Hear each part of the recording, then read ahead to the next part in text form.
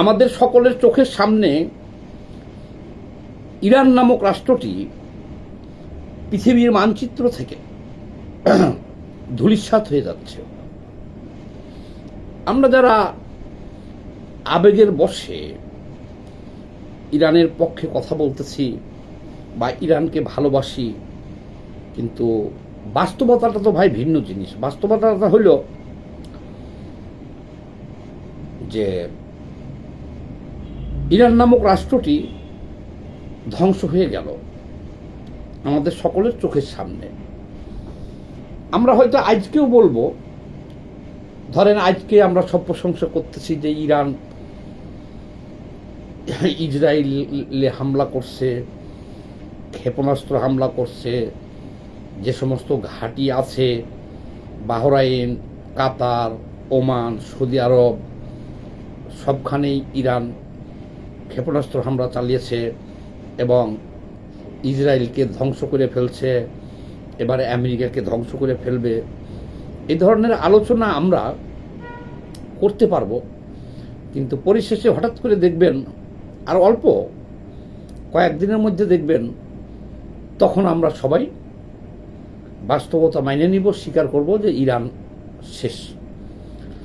ইরাকের মতন পরিণতি, লিবিয়ার মতো পরিণতি, সিরিয়ার মতো পরিণতি ভোগ করতে হবে ইরানকে। আজকে ইরানে যে পরিমাণ বোমা হামলা হয়েছে আজকে, আমি আপনাদেরকে দেখাই। প্রথম আলোর নিউজটা কিন্তু ভুয়া না। যে ভিডিওটা আমি দেখাবো আপনাদের এখন, এটা প্রথম আলোর ভিডিও। দেখেন যে শুধু আজকে যে পরিমাণ বোমা, ইরানের যে ক্ষেপণাস্ত্র তৈরি হয়, যে প্রজেক্ট আছে, কারখানা আছে, সেটার উপর আজকে শুধু যে পরিমাণ বোমা পড়েছে, এটা আপনি দেখলে পরে হতভম্ব হয়ে যাবেন। আর এই ধরনের বোমা এক মাস ধরে ইরানে পড়তেছে। তো ইতিমধ্যে ইরানের 2 লক্ষের ওপরে সৈন্য মারা গেছে। ইরানে এমন একটা পরিস্থিতি বিরাজ করতেছে যে সেখানে লাশ মাটি দেওয়ার মতো লোক নাই, ছড়াইয়া ছিটিয়া সৈনিকদের লাশ পড়ে রয়েছে। সেই চিত্রগুলো আমি আপনাদেরকে দেখাবো। আর একটা কথা মনে রাখবেন যে কয়েকদিন পরে ইরানের আত্মসমর্পণ করার মতো কোনো লোক থাকবে না। তার কারণ হলো কি শোনেন, ইসরায়েল এবং আমেরিকা ইরানে যেভাবে হামলা চালাইতেছে, মাইপে মাইপে হামলা চালাইতেছে, যদি তারা নিখুঁতভাবে হামলা না চালাইতো তাহলে এই 1 মাস বম্বিংয়ে ইরানের যে ধরেন 10 কোটি মানুষ আছে বা 12 কোটি মানুষ আছে, ইরানের জনসংখ্যা সম্ভবত 8 কোটি, এর অর্ধেক মারা যেত আর বাকি অর্ধেক বিকলাঙ্গ হইতো, আর ইরান চিরতরে ধ্বংস হয়ে যেত। কিন্তু ইরানের উপরে যে হামলাগুলো চলতেছে, ওরা খুব পরিকল্পিতভাবে নির্দিষ্ট কিছু লক্ষ্যবস্তুতে এই হামলাগুলো চালাইতেছে। এই লক্ষ্যবস্তু তারা স্থির করছে কি দেখেন,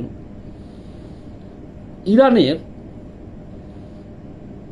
একেবারে শীর্ষ নেতৃত্ব, যেটা ধর্মীয় নেতা আয়াতুল্লাহ খামেনি ছিলেন, সেই আয়াতুল্লাহ খামেনি থেকে শুরু করে মন্ত্রী পরিষদ, এমপি, আমাদের বাংলাদেশি ভাষায় বলি, ওনাদের দেশে তো এগুলোর ভিন্ন নামে ডাকে, তো যাই হোক, সেনা প্রধান, বিমান বাহিনী প্রধান, নৌবাহিনী প্রধান এবং শীর্ষ নেতৃত্ব যারা ছিল, এরা কিন্তু সবাই মরে গেছে। বলেন তো কে বেঁচে আছে? শীর্ষ নেতৃত্ব কেউ নাই। আত্মসমর্পণ যে করবে, আত্মসমর্পণ করার মতো কেউ নাই। এগুলো সব টার্গেট কিলিং করছে, তারা মাইয়া ফেলছে। ইতিমধ্যে আবার শোনা যাইতেছে যে খামেনির স্ত্রী, দুজন স্ত্রী ছিল, তাদের খুঁজে পাওয়া যেতেছে না, তারাও নাকি ইসরায়েলের গোয়েন্দা সংস্থা মোসাদের এজেন্ট ছিল। কি ভয়ঙ্কর ব্যাপার। আচ্ছা, যাই হোক, এখন কাজের কথায় আসি। যে ইরানের শীর্ষ নেতৃবৃন্দ কেউ নাই, আর এখন যে হামলা চালাইতেছে ইরান, সামরিক গ্যারিসনে হামলাগুলো চালাইতেছে, সৈনিকদের IRGC মানে যে ইসলামিক বিপ্লবী রেভলিউশন গার্ড যেটা আছে, তাদের আর্মি, এদের গ্যারিসন লক্ষ্য করে যে হামলাগুলো চালাইতেছে, এক একটা বোমা হলো 1000 কেজির উপরে। যেখানে পড়তেছে সেখানকার সৈন্য সব বেশিরভাগই পুড়ে ছাই হয়ে যেতেছে। এবং একটা হিসাবে দেখলাম প্রায় 2 লক্ষ এ পর্যন্ত ইরানি সৈন্য শেষ হয়ে গেছে। আর গতকালকের হামলার পরে যে চিত্র পাইলাম, অনেক সৈনিকের লাশ ছড়ায় ছিটে পুড়ে আছে, আগুনে পুড়ে বিভৎস হয়ে গেছে। কি ভয়ঙ্কর কথা। এই ধরনের যুদ্ধ কিন্তু আমরা চাই না। এভাবে হামলা যদি আর 1 মাস চলে, তাহলে মনে করেন যে ইরানের সেনাবাহিনীর কেউ মনে হয় জীবিত থাকবে না। পাশাপাশি তাদের যে অবকাঠামো, তাদের যে অস্ত্র কারখানা, অবকাঠামো, বাড়িঘর, বিল্ডিং যা আছে, তারপরে তাদের তেল স্থাপনা, এগুলো সবই ধ্বংস হয়ে যাবে। আগামী 1 মাস যদি যুদ্ধ চলে, তখন আর আত্মসমর্পণ করবে কি? আত্মসমর্পণ করার মতো কেউ বাইচে থাকবে না। এই কথাটা বলে দিলাম। কারণ হলো কি, আপনারা অনেকেই আমাকে বলবেন যে আমি আমেরিকার দালাল, কিন্তু আপনারা যদি আমার মতো চিন্তা করতে পারতেন, জ্ঞান তো সবার জ্ঞান তো বুদ্ধি তো একরকম না, সবার জানাশোনা তো একরকম না, সবার লেখাপড়া তো একরকম না।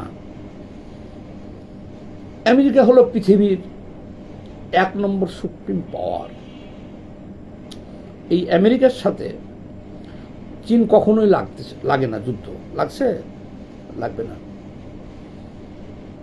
রাশিয়া যতই বলো, এই রাশিয়া আমেরিকার সাথে যুদ্ধে জড়াবে? কখনোই জড়াবে না। আর রাশিয়া এমন একটা দেশ, দেখেন, মধ্যপ্রাচ্যের যতগুলো রাষ্ট্র এ পর্যন্ত ধ্বংস হয়ে গেছে, Iraq, Libya, Syria, Lebanon, Kuwait, এই যতগুলো রাষ্ট্র, যেখানে আমেরিকা হামলা করবে সেখানে রাশিয়া বলবে আমি তোমার সাথে আছি। কিন্তু পৃথিবীর ইতিহাসে এটা নাই যে রাশিয়া কোনো দেশকে বাঁচাইছে। হ্যাঁ, অস্ত্র বিক্রি করবে, আমি তোমার সাথে আছি, তার মানে হলো সে অস্ত্র বিক্রি করবে, কিন্তু আপনাকে সে বন্ধুর হাত বাড়িয়ে সহযোগিতা করবে না। আপনার জন্য সে সৈন্য পাঠাবে না, আপনার জন্য সে বিমান পাঠাবে না। এই 2টা দেশ, রাশিয়া আর আমেরিকা, এরা অস্ত্র ব্যবসা করার জন্য এগুলো করে। আমেরিকা হামলা করে, যে দেশে হামলা করবে আমেরিকা, যদি বাংলাদেশও হামলা করে আমেরিকা, রাশিয়া দ্রুত বাংলাদেশের পক্ষ নিয়ে নিবে যে তোমাদের যত অস্ত্র লাগে নেও আমার কাছ থেকে। ইরাক, সিরিয়া, লেবানন, তারপরে ওই যে লিবিয়ার গাদ্দাফি, লিবিয়া, এই যে ফিলিস্তিন। আচ্ছা বলেন তো, কোন দেশে রাশিয়া কাউকে এইভাবে সৈন্য পাঠাইয়া আমেরিকার বিরুদ্ধে যুদ্ধ করছে? করে নাই। তারা কি করছে? আমরা যারা বোকা তারা বলি যে এই যে রাশিয়া, চীন ইরানের পক্ষে চলে এসেছে, রাশিয়া চীন ইরানের পক্ষে চলে আসছে। এবার খেলা জমে যাব। রাশিয়া আর চীনের কাজ হলো আগে বাড়াইয়া দেব। 1 মাস ধরে যে ইরানকে তামা করে ফেললো, আরে ভাই আর কি চান? আর কিভাবে ইরান পরাজিত হবে? ইরানের শীর্ষ নেতৃত্ব থেকে শুরু করে সকল মন্ত্রী, সেনাপ্রধান, নৌপ্রধান, বিমান বাহিনী প্রধান, কেউ আছে, বৈজ্ঞানিক কেউ আছে পারমাণবিক বোমা বানাবে, তারা আছে, সব মেরে ফেলছে। সব মেরে ফেলার পরেও আমরা যে এত লাফালাফি করলাম, আপনারা যে এত লাফালাফি করলেন যে ইরান আছে, রাশিয়া আছে, কেউ আছে দেখছেন? ওই আমেরিকা, রাশিয়া একটা যুদ্ধজাহাজ পাঠাইছে আমেরিকার বিরুদ্ধে, চীন পাঠাইছে। ভাই এটা হবে না, এটা হবে না। বিশ্ব রাজনীতি এটা। আমেরিকার সাথে চীন কখনো যুদ্ধে জড়াবে না, আমেরিকার সাথে রাশিয়া কখনো যুদ্ধে জড়াবে না। তারা সব এক, মনে রাখবেন, তারা অস্ত্র ব্যবসায়ী। এই যে ইরানকে পুরা যদি ধূলিসাৎ করে দিয়ে যায়, তখন চীন তার অবকাঠামো উন্নয়নের জন্য কাজ নিবে, কাজ করবে তারা। আর এখন যা অস্ত্র লাগে বিক্রি করবে তাদের কাছ থেকে, লাভেই লাভ খালি। এই যে যত তেলের ভান্ডার, তেলের খনি, পাইপলাইন, জেটি, এগুলো ধ্বংস হবে, অবকাঠামো ধ্বংস হবে। চীন আছে ওই দিকে, যে কখন ইরান ধ্বংস হবে, যুদ্ধ থামবে, তখন তারা পুনর্গঠনের কাজটা নিবে। সেই কাজটাও তারা করবে কমপক্ষে 50 বছর ধরে। চীন টাকা ছাড়া কিছু চিনে না। চীন যুদ্ধে জড়ায় না, কারোর সাথে যুদ্ধ করতে দেখছেন চীনরে? তাইওয়ান নিয়ে আমেরিকার সাথে মুখোমুখি কত বছর ধরে যুদ্ধ বাধাইছে চীনে? বাধাই নাই। একটা কথা মনে রাখবেন, যে আমরা যতই ফালাফালি করি, এই রাশিয়া হলো দালাল, চীন হলো দালাল, ওরা সবে এক। মধ্যপ্রাচ্যে যে আগ্রাসন চালাইছে, এখন কথা হলো কি, দোষটা কার? দোষটা হলো, বলে দিই, আমেরিকা হলো সারা বিশ্বে আগ্রাসন চালায়, তাদের কথা মতো না চিনলে ধরে নিয়ে যায়, তারা লুটপাট করে, তারা সাম্রাজ্যবাদ শক্তি। আমরা সারা জীবন এই সাম্রাজ্যবাদ শক্তির বিরুদ্ধেই কিন্তু লড়াই করছি। এই যে এখন যে যুদ্ধ, আমরা কিন্তু ইরানের পক্ষে, আমরা কিন্তু সমাবেশ, বিক্ষোভ মিছিল করেছি, এখনো প্রতিবাদ করতেছি। কিন্তু বাস্তবতা হলো, এই হামলার জন্য দায়ী কিন্তু ইরান। ইরান হলো একটা জঙ্গি রাষ্ট্র। তাদের যে সেনাবাহিনী আছে, তারা সবাই খোমেনির লেখা যে কোরআন শরীফ আছে, আমরা ব্যবহার করি এই কোরআন শরীফ না, শিয়াদের আবার অন্য আরো 10 পারা বেশি আছে। সেইটা শিয়াদের কোরআন হলো 40 পারা। তো সেইটা ওই 10 পারা হলো হযরত আলী বলে লিখছে। ওইটা শিয়ারা বলে যে 30 পারা আল্লাহ রাসূলের কাছে আসছিল, কিন্তু এটা ভুলে আসছিল ওই কোরআন শরীফ। ভুলবশত এটা তার কাছে নাজিল হওয়ার কথা ছিল, হযরত আলীর কাছে হয়ে গেছে এখানে, কিন্তু এই জন্য পরের 10 পারা হযরত আলীর কাছে আসছে, এরকম কথা তারা বলে। এই জন্য তো দেখেন না, আমাদের দেশেরও সব আলেম তাদেরকে ফতোয়া দিচ্ছে কাফের। যাক, আমি ধর্মীয় ব্যাপারে যাচ্ছি না, আমি যে ব্যাপারটা বলতে চাইতেছি, যে এরা হলো জঙ্গি। 39 বছর ধরিয়া এই খামেনির শাসন চলতেছে। আপনি চিন্তা করতে পারেন, একটা দেশে কত বছর? 39 বছর ধরে। আর এই 39 বছরে নিজ দেশের লক্ষ লক্ষ নাগরিক, নারী পুরুষকে ইরান হত্যা করছে। কিছুদিন আগে আপনারা দেখেছেন, মাথায় চুল দেখা যাচ্ছিল, সে কারণে হত্যা করলো হাজার হাজার নারীদেরকে, হিজাবকে কেন্দ্র করে। তারপরে কিছুদিন আগে দেখছেন একটা আন্দোলনে 20-30 হাজার নিজের দেশের লোককে মাইরে ফেলল। তাইলে ইরান হলো একটা জঙ্গি রাষ্ট্র, গণতন্ত্র নাই, মানবতা নাই, নিজের দেশের জনগণকে তারা এই 39 বছরে লক্ষ লক্ষ জনগণকে হত্যা করেছে। তাহলে আপনি কাকে সমর্থন করবেন বলুন? এদের যদি গণতন্ত্র থাকতো, রেজিম চেঞ্জ হইতো, বা আরও একটা কথা আছে, যেহেতু এরা জঙ্গিদের তো কোনো হিসাব কিতাব থাকে না। চীন হিসাব করে কথা বলে আমেরিকার সাথে, রাশিয়া হিসাব করে কথা বলে, কিন্তু এই খামেনিকে দেখছি বলছে, বারবার বলতে আছে যে সে ইসরায়েল এবং আমেরিকাকে ধ্বংস করে দেবে। পারে না বাল্ব ফালাইতে, উঠে বসে থাকে বিয়ানরাতে। হ্যাঁ, সাদ্দাম একবার যেমন দেখলেন, আমার কাছে বিশ্বের সর্বশ্রেষ্ঠ অস্ত্র আছে, এই বইলা সবাই কয় যে তাহলে তো এই সারারে ধরন লাগে, ধরলো, কিছুই নাই তার কাছে। পাকিস্তান পারমাণবিক বোমা বানাইছে না, ইসরায়েল বানাইছে না। তো ইরানের এই ধর্মান্ধ মোল্লা এরা এতই খারাপ আর এতই বোকাচোদা, এরা শুধু পারে কি জানেন? নিজের দেশের জনগণকে হত্যা করতে। এসব ধর্মান্ধ ধর্ম ব্যবসায়ী। তোর প্রতিদিন ঘোষণা দেওয়ার দরকার কি যে আমি পারমাণবিক বোমা বানাবো? উত্তর কোরিয়া বানাইছে না পারমাণবিক বোমা, ভারত বানাইছে না। তুই বেটা পারমাণবিক বোমাটা বানাইয়া নিবি গোপনে, তারপরে ঘোষণা করবি যে আমি ইসরায়েলকে ধ্বংস করব, আমেরিকাকে ধ্বংস করব।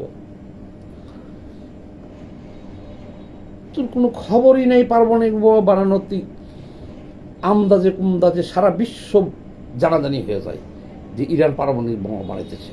এই শালার কত বড় বোকাচোদা! এই খামেনি হলো একটা জঙ্গি রাষ্ট্র ছিল, খামেনি তো মরছেই। আর এখন বর্তমানে 2 লক্ষের উপরে সৈন্য মারা গেছে, আগুনে জ্বলে গেছে। আর 2 লক্ষের মতো সৈন্য মারা গেছে, আগুনে জ্বলে গেছে। আমেরিকা এই যে ক্ষেপণাস্ত্র নিয়ে আকাশে উড়ল মার্কিন B-52 যুদ্ধবিমান, যা কাঁপিয়ে দিচ্ছে চীন আর রাশিয়ার আকাশ প্রতিরক্ষা বলয়কে। ক্যালিফোর্নিয়ার মরুভূমিতে ক্যামেরা বন্দী হওয়ায় বিরল দৃশ্যে দেখা গেছে 160 কোটি টাকার নতুন AGM-181 ক্ষেপণাস্ত্র। এটি এমন এক স্টিলথ অস্ত্র, এটা হলো আমেরিকার পারমাণবিক অস্ত্র। বোমা মারবে যে সেটা নিয়ে মহড়া দিতেছে, যে দেখলেন। আর আজকে যে বোমা মারছে দেখেন, আজকে যে বোমাটা মারছে দেখেন এখানে।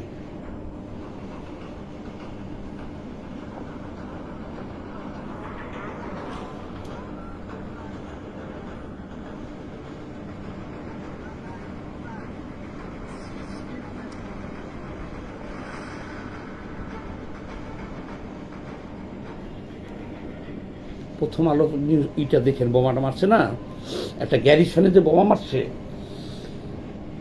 400 ফুট 500 ফুট উপরে উড়ে গেছে। সৈন্যরা সব লাশ ছিন্ন ভিন্ন হয়ে রয়েছে গ্যারিসনে।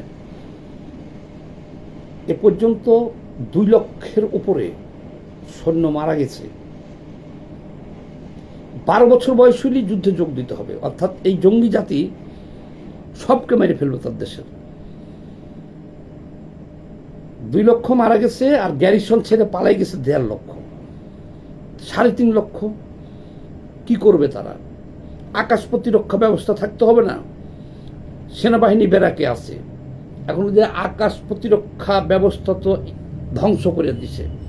এখন এসে তারা আরামসে বোমা মারতেছে, সেই বিমান ঠেকানোর মতো কিছু তো নাই। তাহলে সৈন্যরা কি করবে এখন? এরা হলো জিহাদি। আয়াতুল্লাহ খোমেনির যেমন আল কায়দা, হামাস, সেরকমই একটা জঙ্গি গোষ্ঠী এরা। এদেরও এইভাবেই খতম হয়ে যাবে সব। আর কিছুদিনের মধ্যেই ইরানের সেনাবাহিনী সব মারা যাবে, আত্মসমর্পণ করার মতো কেউ আর থাকবে না। ধন্যবাদ, ভালো থাকবেন।